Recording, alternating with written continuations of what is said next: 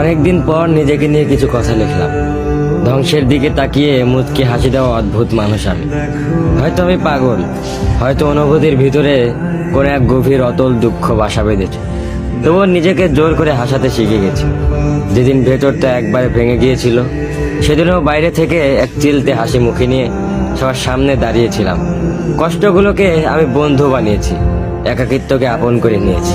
মানুষ ভাবে আমি হয়তো সুখী, শক্ত, নির্লিপ্ত, কিন্তু তারা জানে না প্রতি রাত আমার এক একটা লড়াই। নিজেকে নিজেই বুঝিয়ে রাখি তুই ভালো আছিস, অথচ আমি জানি আমি ভালো নেই। ভেঙে যাচ্ছি প্রতিদিন একটু একটু করে, আর এই ধ্বংস হওয়াটাকে যেন ভালোবেসে ফেলেছি। আমি সেই মানুষ যে হার মানার আগে হাসে, কারণ জানি কান্না দেখিয়ে লাভ নেই। পৃথিবী শুধু শক্তদের মনে রাখে, দুর্বলদের নয়। তাই আমি অদ্ভুত, আমি অনুভূতির আগুনে পুড়ে যাওয়া নীরব যোদ্ধা। আমার জীবন কোনো সুখের গল্প নয়, এটা নিঃশব্দ বিপ্লব, যেখানে হাসির আড়ালে লুকানো থাকে হাজারো না বলা কথা, ভাঙা স্বপ্ন, হারিয়ে যাওয়া আমি।